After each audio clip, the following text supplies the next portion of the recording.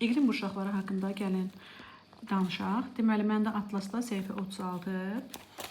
Uşaqlar, burada iqlim qurşaqlarının həm adları yazılıb, həm onların tipləri verilib.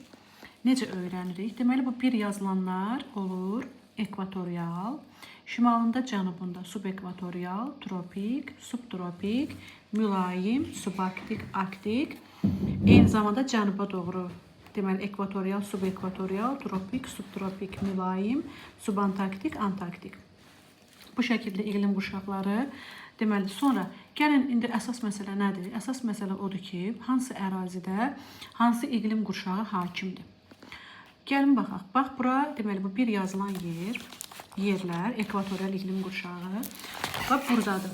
Deməli, bu ərazidədir Amazon, Afrikada Kongo.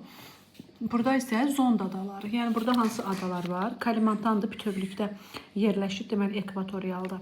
Sonra burada Zond adaları, bu birisi adalar da ekvatorial iqlim qurşağındadır. Bax, bu bir yazılan böyük ərazidə. Sonra keçirik subekvatoriala. Subekvatorial iqlim qurşağında nələr var? Baxaq. Deməli, bax, burada öyrənmişdik. Orinoco ovalığı idi, Gviyana yaylası idi. Alt tərəfdə burada Braziliya yaylası. Sonra burada Somali, deməli, burada Somali yarımadası, daha sonra Efiopiya yaylası idi.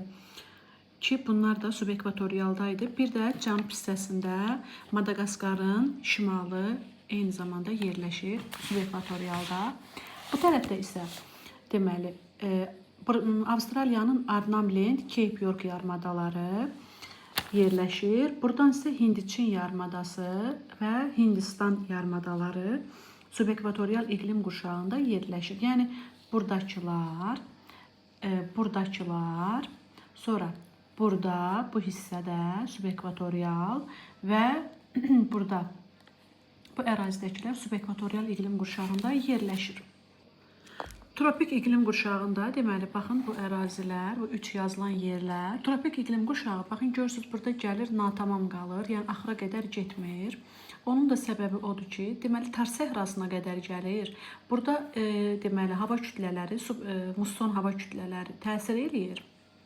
Və tropik hava kütlələrinin qarşısını alır deyə, burada tropik iqlim qurşağı yarımçıq qalır. Testdən də sualıdır ki, Avrasiyada hansı iqlim qurşaqları deməli zolaq təşkil edir, hansı zolaq təşkil etmir. Etməyənlər və görürsünüz ki, burada tropikdir, bir də subekvatorialdır ki, axıra qədər zolaq təşkil etmir. Təşkil edənlər isə deməli görürük subtropikdir, axıra qədər gedib, mülayimdir, subarktikdir, antarktikdir, zolaq təşkil edir. Sonra tropikdə yerləşən ərazilərə baxaq. Bura haradır? Bura Ərəbistan yarımadasıdır. Daha sonra Ərəbistan yarımadasından başqa İran yaylasının bir hissəsidir. Sonra bura haradır? Bu hissələr böyük səhradır. Burada Əxaqqar, Tibesti, Darfur yaylaları var idi. Bu hissə Mərkəzi Amerikadır, yəni bu ərazidir. Burada da deməli var West Hind adaları, yəni burada Kubadır, Haitidir, Yamaykadır, sonra Florida yarımadası, Florida yarımadası, Yucatan yarımadası, Kaliforniya yarımadası həmçinin burada yerləşir və deməli cənubda isə tropik iqlim qurşağında baxaq görək haralar yerləşir. Deməli Braziliya yarımadası, Braziliyanın yaylasının deməli şərqidir. Sonra burada demişdik ki, Atakama səhrası var, yəni Ant dağlarının qərbi. Sonra Madagaskarın cənubu.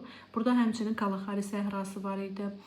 Sonra burada dedik ki, soyuq cərəyan yaradır Namib səhrasını, yəni oradır. Burada Kalaharidir.